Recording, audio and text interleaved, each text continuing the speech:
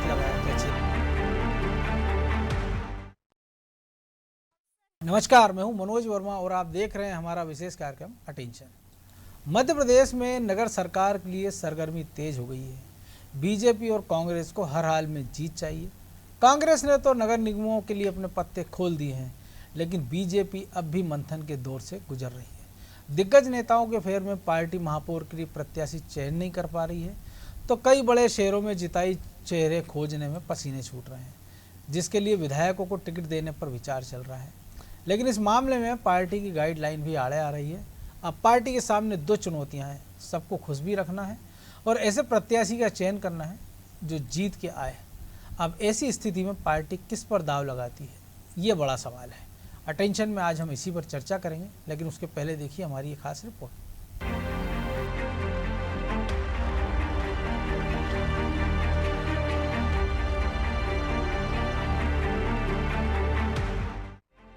मध्य प्रदेश में निकाय चुनाव की उल्टी गिनती शुरू हो चुकी है, लेकिन बीजेपी अभी तक अपने उम्मीदवार घोषित नहीं कर पाई है। कांग्रेस 15 सीटों पर महापौर के उम्मीदवार घोषित कर बीजेपी से आगे निकल गई है, लेकिन बीजेपी अभी तक एक नगर निगम में भी अपना उम्मीदवार चयन नहीं कर पाई। शनिवार रविवार लगातार बैठकों का दौर चला, लेकिन टिकट के लिए खींचतान खत्म होने का नाम ही नहीं ले रही है। पहले खबर आई कि महापौर के लिए 11 नाम फाइनल किए गए हैं। सिर्फ इंदौर, जबलपुर, ग्वालियर, भोपाल और सागर में पेच फंसा है, लेकिन दिग्गजों के फेर ने दिल्ली तक फेरा लगाने को मजबूर कर दिया। पार्टी के दिग्गज नेताओं को अपना मेयर चाहिए। महापौर प्रत्याशी की घोषणा के मामले में भाजपा पूरी तरह उलझ गई है। मध्य प्रदेश के 4 महानगरों में भाजपा की स्थिति ऐसी हो गई है कि किसी एक नाम पर सहमति नहीं बन पा रही। सीएम के सपनों के शहर इंदौर में स्थिति विकट है और यहाँ रोज नए नाम चर्चाओं में आ रहे हैं। इसी बीच अब फिर से खबर चली है कि कुछ नगरों में भाजपा विधायकों का चुनाव लड़वाने का फॉर्मूला अपना सकती है।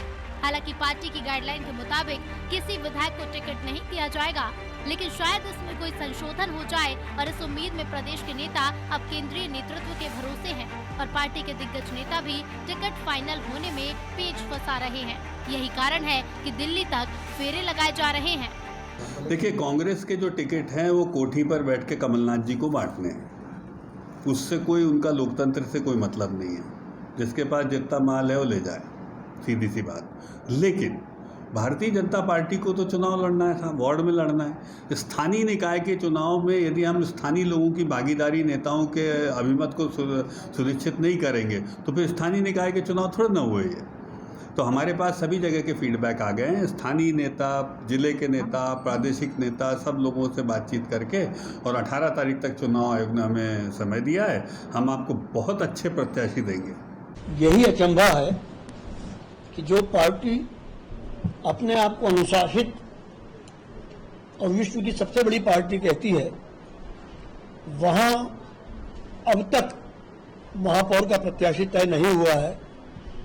और जब महापौर के प्रत्याशियों का चयन दिल्ली में होगा तो मैं ऐसा मानता हूं कि विधानसभा के जब टिकट बंटे जाएंगे तो वो अमेरिका में तय होंगे, बाइडेन साहब के पास बैठकर।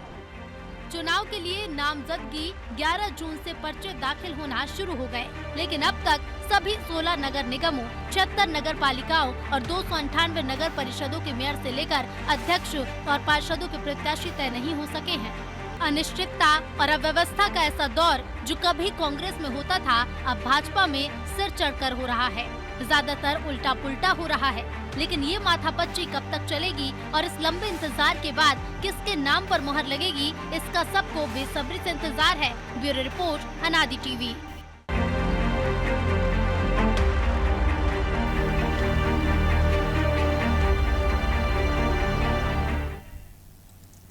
तो इसी को समझने के लिए हमारे साथ जुड़ गए हैं वरिष्ठ पत्रकार सूर्यकांत चतुर्वेदी और हमारे सहयोगी ब्रजेश चौक से। बहुत स्वागत है सूर्यकांत जी अनादि टीवी पर। और सबसे पहले जो कि हमने देखा, डॉक्टर हितेश वाजपेयी ने कहा कि अगर स्थानीय चुनाव है तो स्थानीय लोगों की भागीदारी होना चाहिए।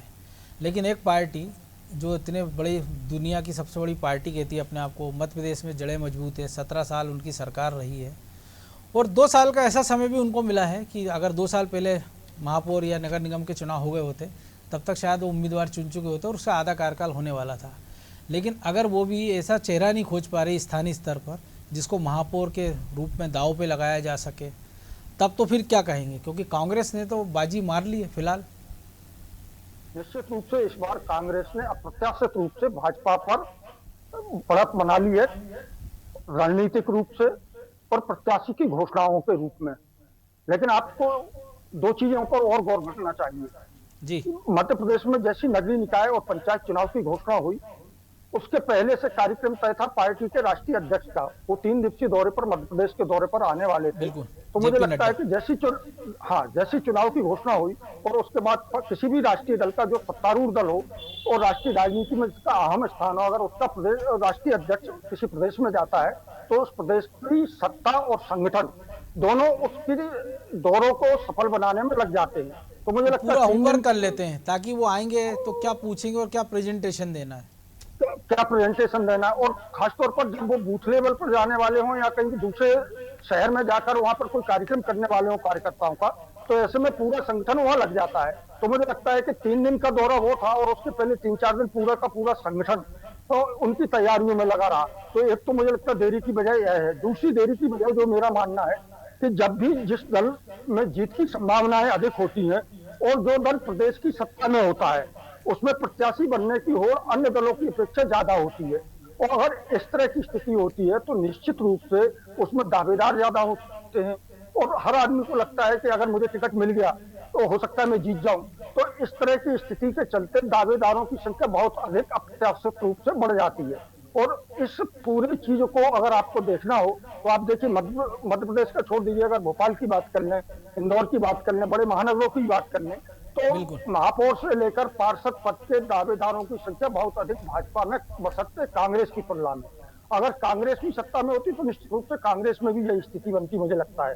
तो भाजपा में एक वार्ड में 6 से लेकर 10-12 तक नाम। लेकिन ये जो आप बता रहे हैं यही स्थिति बीजेपी के अलावा कांग्रेस में भी है। उनके पास भी एक वार्ड में 8-8, 10-10 हैं और अब तो उन्होंने कह दिया कि जिसको फॉर्म भरना है सब भर दें, जो अधिकृत उम्मीदवार होगा उसका नाम का ऐलान कर देंगे और बाकी सारे अपने नाम वापस कर लेंगे।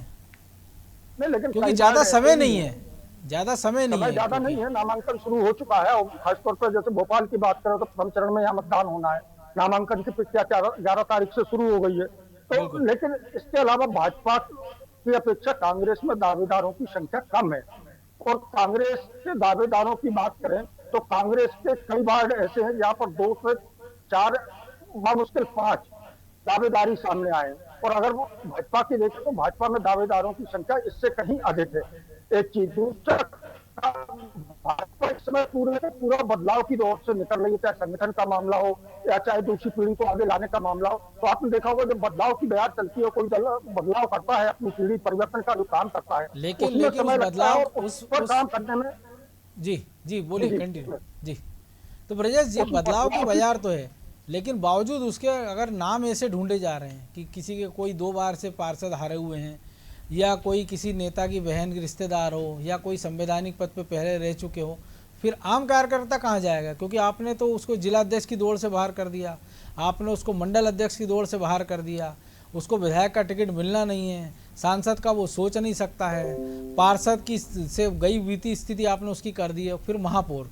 और ऐसे नामों पर विचार चल रहा है जिनके बारे में हमने जो विधानसभा हमने देखा था 2018 में, कि जिनके लिए अगर किसी राजनीति के अनपढ़ आदमी से पूछ लिया जाए, जिसको राजनीति का कखा नहीं पता है, कि वो बता सकता था कि इस आदमी को अगर आप टिकट देंगे तो ये चुनाव हार जाएगा।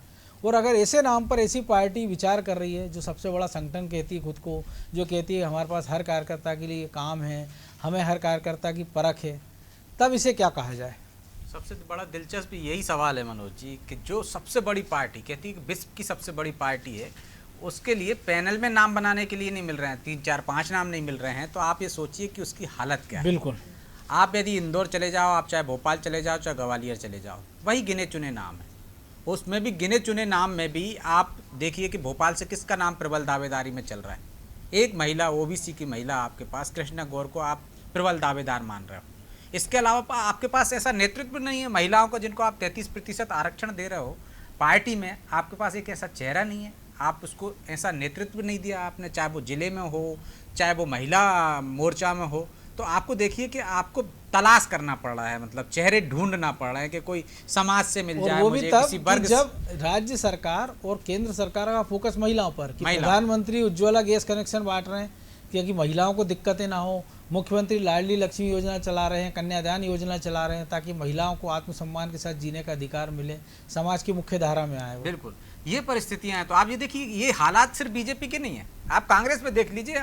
हम पिछले 2 महीने से, जब पिछली बार भी जब चुनाव का ऐलान हुआ था, नगरीय निकाय चुनाव का, तब भी हम ये चर्चा कर रहे थे मनोज जी, कितने नाम आ रहे थे आपके पास। उन्हीं नामों में से कांग्रेस ने तय किया है, पहले भी कुछ नाम तय कर दिए थे और वही नाम है। कांग्रेस के पास भी नया चेहरा कोई नहीं है, वही घिसे पिटे चेहरे आपके पास हैं, वही चेहरों पे बात यहाँ हो रही है, वही चेहरों पे आप बात वहाँ हो रही है। क्योंकि आपने कभी ये सोचा नहीं कि ओबीसी महिला आएगी तो अगला कौन, जो नेतृत्व आप खड़ा करते थे, जिससे हम देख रहे हैं कि विश्वास सारंग आ गए, जिससे हम देख रहे हैं आलोक संजर आ गए, आलोक शर्मा आ गए, आप देखिए सुरेंद्र सिंह आ गए, तमाम तरह के, चाहे ध्रुव नारायण सिंह के लेके जितने भी नेता हैं, ये सब पार्षद से बन के लेकिन जो आए। आपने कहा है कि शायद सबसे बड़ा संकट उनको यही लग रहा है कि जिस रास्ते से वो यहाँ पहुंचे हैं वो तो एक रास्ता नया खोल दावेदार रहे हैं। खड़ा मतलब नहीं करना मनोज जी, चाह जो रहे हो। नगर निगम का जो रास्ता है, जिस रास्ते से विधायक बन सकते हैं, सांसद बन सकते हैं, एक नर्सरी है नगर निगम जहाँ पे आप अच्छे नेतृत्व को तैयार कर सकते हो, वहाँ आप तमाम तरह के फार्मूले लगा रहा हूँ। और जो लोग उसी नर्सरी से निकले हैं, वो चाहते हैं उस नर्सरी को ध्वस्त कर दे, वो गड्ढे, वो रास्ते ही खोद डालें कि वहाँ से दूसरा उन तक ना पहुँच पाए। तो ये अपनी जो सुरक्षा की भावना है, जो हमने देखा है कि कांग्रेस में जिस तरह से सुरक्षा की भावना कहना ज्यादा बेहतर होगा शायद। जो हमने देखा है कि अर्जुन सिंह एक लाइन खींच के गए थे, बेहतर बना के गए थे, और आप देखते हैं कि उसको किस तरह से आपने तोड़ा, तो कांग्रेस का हसर देख लिया।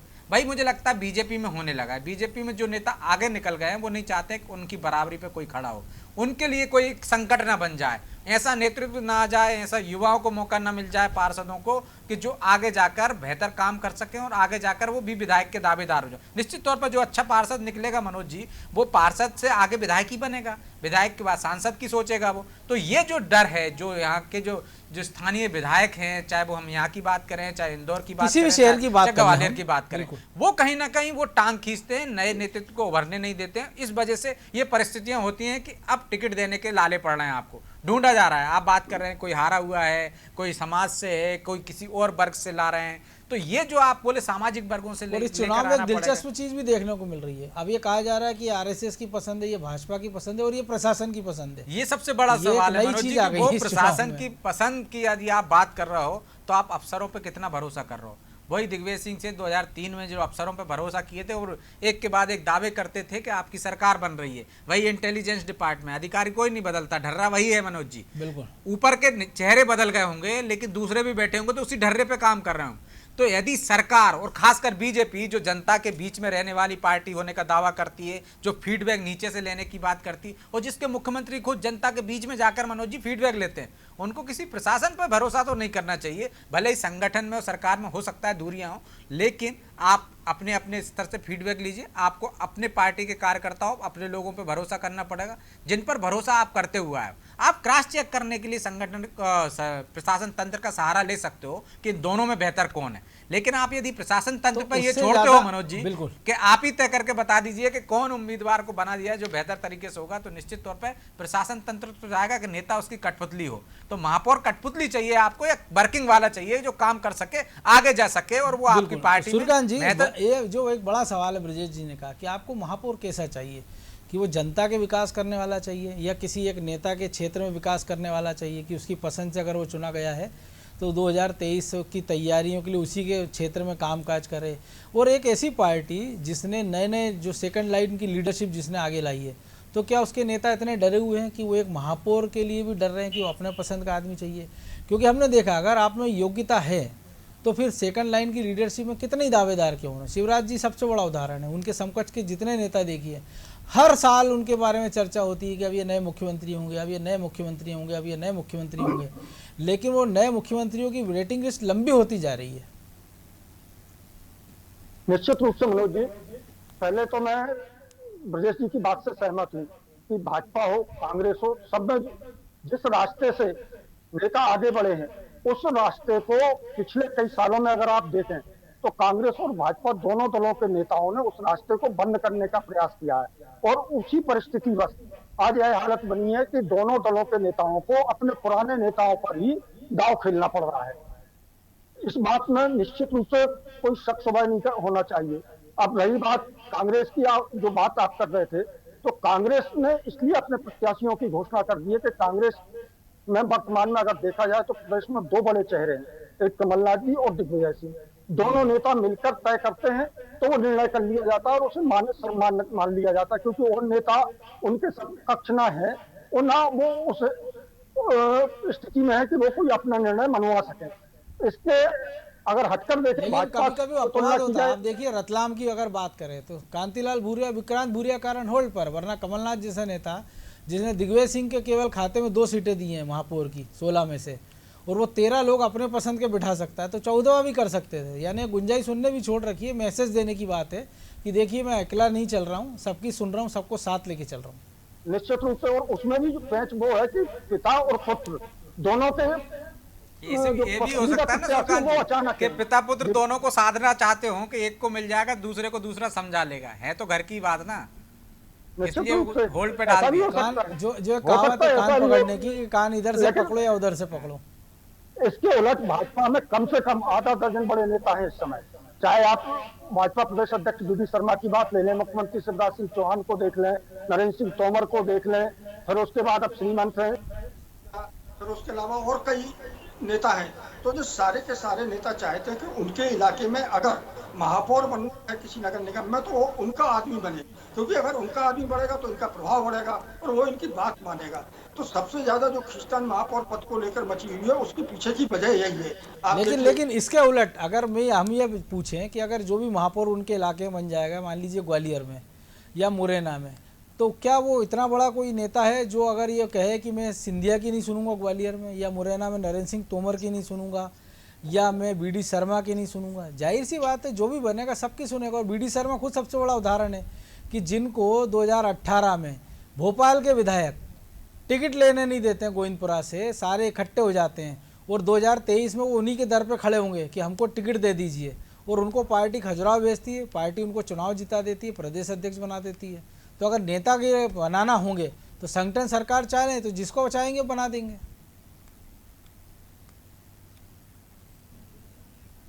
लगता संपर्क टूट गया सुरका। जय ब्रजेश जी, मैं आप ही से सवाल आपसे ले लेता हूं। यदि संगठन चाहे तो हमने देखा है कि जब उमा भारती मध्य प्रदेश की मुख्यमंत्री थी, उन्होंने बाबूलाल गौर को कहा, उनको मुख्यमंत्री बना दिया गया। जब बाबूलाल गौर के बाद हमने देखा है कि शिवराज सिंह चौहान की ताजपोशी कैसे हुई। उमा भारती के अड़ जाने के बावजूद यदि संगठन ने चाहा और हाईकमान ने चाहा तो शिवराज सिंह चौहान बाकायदा शक्ति परीक्षण हुआ, उसके गवाह हैं बिल्कुल, तो मुख्यमंत्री बन जाते। चलिए हम कांग्रेस की बात करते हैं तो हाईकमान के चाहने से क्या क्या नहीं हो जाता। जैसे हमने छत्तीसगढ़ में देखा है, हमने देखा है कि पंजाब में देखा है, पंजाब में देखा है। तो देखिए मनोज जी, करना हो तो हाईकमान चाहता है वो कर लेता है, और जिसमें गट्स होंगे वो आगे बढ़ जाएगा, जिसको संगठन बेहतर समझता होगा उसको मौके दे देगा।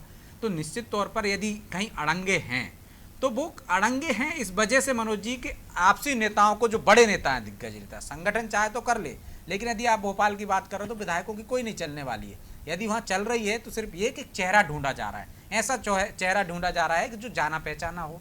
जाना पहचाना मतलब इसलिए ढूंढ रहे हैं कि कहीं विभा पटेल सामने, भले ही वो लंबे समय बाद फिर लंबा अरसा हो गया हो उन महापौर रहते हो, पहले रही हो, लेकिन एक चेहरा है तो चेहरे से भी कुछ ना कुछ फर्क पड़ता है मनोज जी। एक तो पार्टी का फर्क रहता है, एक चेहरे का भी फर्क रहता है। चेहरे के आधार पर यदि विभा पटेल का चेहरा जाना पहचाना चेहरा है तो नया चेहरा लाने में कहीं वो बीच ना रह जाए, इस वजह से एक दाव खेला जा रहा है कि किसके बात की जाए कि ऐसे चेहरा। लेकिन ऐसा भी है ना ब्रजेश जी कि विभा पटेल का चेहरा जाना पहचाना हम आपके लिए है, जो नई पीढ़ी है उसने तो 2 दशक हो गए कि वो दिग्विजय सिंह के ज़माने में महापौर रही हैं। उसके बाद उन्होंने लगभग 14-15 साल पहले विधानसभा का चुनाव लड़ा था, बाबूलाल गौर के खिलाफ चुनाव हार गई थी। लेकिन तब तक एक पूरी पीढ़ी बदल गई। ये बताइए कि जो नई पीढ़ी ने यदि कांग्रेस में, भाई मैं आप जो पहले कह रहा था, ऐसा कौन सा महिला को आपने आगे ला के खड़ा किया? आपने किसको जिला अध्यक्ष बना देते, उसको आगे ले आते, उसको प्रदेश अध्यक्ष बना देते। आपने महिला कांग्रेस की प्रदेश अध्यक्ष विभा पटेल को बनाए, तो आपने नेतृत्व आगे नहीं लाए ना। एक नए चेहरा लाते, वो जाना पहचाना हो जाता, आज आप उसे खड़ा कर सकते थे, लेकिन आपने कहीं ना कहीं वो देरी की। यही वजह है कि आपके पास, लेकिन दोनों चीजें हम देख रहे हैं। अगर हम ग्वालियर की बात करें, कांग्रेस उम्मीदवार की सतीश सिकरवार की पत्नी को आप टिकट दे देते हैं तो घरेलू महिला सर्वे में आया उनका नाम, तो वो कैसे? क्योंकि वहां तो रश्मि पवार शर्मा है और तमाम बड़े नाम थे कांग्रेस के पास। लेकिन वही है जो एक क्राइटेरिया आपने तय कर लिया कि किसको टिकट देना है, जो सक्षम है, जो जिता सकता है। बिल्कुल मनोज जी, वरना देख लिए संजय शुक्ला या हम देखें कि सपना कौन महापौर सक्षम के है, लिए मतलब बिल्कुल सक्षमता भी ये देखी जाएगी कि आप खर्च कितना कर सकते हो। पार्टी तो कंगाल है, बोले हम तो दे नहीं सकते हैं। तो ऐसे चेहरों पर भी दाव लगाया गया है मनोज जी, जो चुनाव खर्च भी कर सकें, लोगों को प्रभावित भी कर सकें। जो प्रलोभन खुले तौर पर नहीं दिया जाता है, पर्दे के पीछे दिया जाता है, वो तमाम तरह के साम दाम दंड भेद जो अपना सके, तो वो खुद भी कुछ सक्षम हो, पार्टी उस पर पीछे सपोर्ट के तौर पर हो। यदि ये गाड़ी बंद है तो यदि उसकी बैटरी से चालू होना है, ऐसे नहीं धक्के से ही चालू करना है। तो धक्का देने वाली कांग्रेस है मनोज जी। बीजेपी में ऐसी परिस्थिति नहीं है। बीजेपी चाहे तो एक आम आदमी को भी, एक आम कार्यकर्ता को भी लाके खड़ा कर सकती है। उसके लिए उसकी जरूरत नहीं है, उसके पास सरकार है, उसके संसाधन है, वो तमाम तरह के वो प्रयास करके उसको जिता सकती है। तो एक वजह ये भी होती है कि जीतने वाली पार्टी है, वहाँ कैंडिडेटों की भरमार होनी चाहिए, लेकिन भरमार दिख नहीं रही मनोज जी। यदि पैनल बनती, जूतम पेजर होती, या इतने दावेदार खड़े होते एक के बाद एक, लेकिन आप बताइए कितने दावेदारों के नाम आए? पार्टी ने नहीं दिखाए। पार्टी कह देती कि हमारे पास 12 लोगों की लिस्ट है, इतने दावेदार हैं, इनमें से हमको चटनी करना है, लेकिन पार्टी भी तो नहीं कह पा रही ना, पार्टी के पास नाम नहीं है। इसी वजह से आप देखिए कि चाहे इंदौर चले जाइए, ग्वालियर में घमासान इसलिए है कि वहाँ एक सिंधिया खेमा नया फैक्टर हो गया, नहीं तो बाकी के देखिए आप, बाकी की जगह क्या दिक्कत है। यदि वहाँ पे ताई और भाई का झगड़ा शुरू से रहा मनोज जी इंदौर में, लेकिन निर्णय होते रहे। कभी आपने संघ पर दाव खेला, कभी आपने अपनी विधायक पर दाव खेला मालिनी गौड़ पर, तो आपको ये वहाँ भी आप दूसरे विकल्प नहीं तलाश पाए, क्योंकि आपने गुटबाजी के शिकार वहाँ भी हुआ। इसलिए आपको संघ का आज व्यक्ति तलाशना पड़ता है, या उन्हीं में से आपको उम्मीदवार बनाना पड़ता है जिसमें दोनों राजी हो जाएं, ताई भी राजी हो जाए, भाई भी राजी हो जाए। तो झगड़े वहाँ हैं। ग्वालियर में झगड़े क्या हैं कि सिंधिया जी अलग राह पे चल रहे हैं, और वहाँ पे जो छत्रप हैं वो अलग राह पे चल रहे हैं, नरेंद्र सिंह तो अलग लड़ाई छोटा भाई बड़ा भाई की, छोटे भाई बड़े भाई की राह है। भोपाल में परिस्थिति अलग है मन, भोपाल में नया गणित चल रहा है। भोपाल में संगठन अपनी राह चल रहा है और वहाँ के विधायक अलग राह पे चल रहे हैं। तो ये बड़ी एक समस्या है कि विधायक चाहते हैं कि कोई ऐसा चेहरा आ जाए जो आगे उनके लिए खतरा ना बने, संगठन चाहता है कि ऐसे व्यक्ति को दे दें कि जो चेहरा जाना पहचाना हो, और कहीं ना कहीं उसके पीछे भी एक रणनीति है कि एक सीट आगे विधानसभा में खाली हो जाए तो हम अपने एक कार्यकर्ता को या अपने व्यक्ति को किसी को ओबलाइज करते हैं, जो झगड़े पहले से भी चलते रहे। सूर्यकांत जी, फिर इसका हल क्या? क्योंकि अगर खबरें आ रही है कि मुख्यमंत्री को दिल्ली जाना पड़ रहा है, तो इतनी मारामारी तो हमने विधानसभा चुनाव में भी नहीं देखी थी। सब एक संभावित नाम सबको पता था कि ये इन लोगों को टिकट मिलेगा, इनका कट सकता है, लेकिन नगर सरकार में क्या दुविधा है बीजेपी के सामने? निश्चित रूप से जैसा कि ब्रजेश जी ने कहा, मैं इस बात से पूरी तरह सहमत हूँ कि विधायक और संगठन दोनों के बीच कहीं ना कहीं इन सारी चीजों को लेकर मतभेद है। सत्ता की होने की वजह से उसकी जो बुराइयां हैं वो भाजपा के नेताओं में भी आई है, और उसका असर यही है। आप देखिए, सारे विधायक मिलकर भोपाल में एक अलग नाम चाहते हैं, संगठन किसी दूसरे नाम पर मोहर लगाना चाहता है, और लगभग यही स्थिति चारों महानगरों में है। और इसके अलावा आपने जो कहा, बीजेपी पहली बार देख रहे हैं कि कोई चुनाव लड़ना भी नहीं चाहता मनोज, वो सूर्यकांत जी, बिल्कुल ये भी दिलचस्प है। नहीं तो पार्टी ने कह दिया आप लड़ोगे तो आपको लड़ना पड़ता है। विधायक मना कर रहे हैं कि हमको नहीं लड़ना है। इसके पीछे भी आप जाइए, देखिए कृष्णा गौर क्यों नहीं लड़ना चाहती, उन्हें पता है कि 2 बार से विधायक है, अगर वो महापौर का चुनाव लड़ती हैं तो कहीं ऐसा ना हो अगली बार विधायक का टिकट उनका कट जाए, और अगर वो तीसरी बार विधायक बनती हैं तो एक तो महिला है, दूसरा पिछड़े वर्ग से आती है, तो इस नाते से उन्हें लगता है कहीं ना कहीं उनको मंत्री पद की दावेदार हो जाएंगी, दावेदार बन जाएंगी और मौका भी मिल सकता है। तो इसलिए वो चाहती है कि चुनाव ना लड़े, क्योंकि अगर महापौर का चुनाव लड़ लिया तो निश्चित रूप से मान के चलिए संभावना इस बात की अधिक है कि उनका विधायकी का टिकट कट जाए। और भोपाल में खासतौर पर अगर आप देखें तो कई ऐसे नेता हैं जो विधायक पद के दावेदार हैं और उन्हें जगह नहीं मिल पा रही है। लेकिन तो इसलिए मनोज जी सही कह रहे हैं कि दिल्ली से ही रास्ता निकलेगा, क्योंकि जिसको भी दिल्ली ने तय कर दिया है कि चाहे कृष्णा गौर हो, चाहे रमेश मेंदोला हो या अन्य का नाम, तो कोई ना नुकुर करने वाला नहीं है। फार्मूला तो वहीं से निकलेगा मनोज जी, और नाम भी वहीं से तय होंगे, इसीलिए शायद दिल्ली गए। और ये भी कह सकते हैं कि जब दिल्ली से हरी झंडी मिल जाएगी तो फिर भले बिल्ली रास्ता काटे या कोई और अवरोध आए, तो उसके नाम पर कोई फिर संकट नहीं होना, संशय नहीं होना। लेकिन अब चूंकि समय इजाजत नहीं दे रहा है, इसलिए इस चर्चा को वहीं विराम देना होगा। तो निश्चित तौर पर एक ऐसी जटिल पहेली बन गया है उम्मीदवारों का चयन, और एक ऐसी पार्टी के लिए जो काडर बेस्ड पार्टी मानी जाती है, यानी वो पार्टी जो लीडर के भरोसे नहीं है बल्कि अपने दम पर वो लीडर बना देती है। और अतीत में कई सारे उदाहरण हैं, वर्तमान में कई सारे ऐसे नेता हैं जो इसी काडर के दम पर आज इन ऊंचाइयों तक पहुंचे हैं, और भविष्य के रास्ता भी उनका इन्हीं काडर के भरोसे तय होना है। लेकिन फिर भी क्या कारण है कि अगर संगठन अपनी पसंद नहीं मनवा पा रहा और स्थानीय स्तर के नेता बीजेपी में इतने ताकतवर हुए हैं कि वो संगठन पे भारी पड़ते जा रहे हैं। अगर ये बात सही है तो इसके लिए बारे में संगठन को उम्मीदवारी के साथ साथ इस पर भी विचार करना होगा कि ये स्थिति आई क्यों है। अटेंशन में आज इतना ही, मुझे दीजिए इजाज़त और आप देखते रहिए अनादि टीवी। नमस्कार।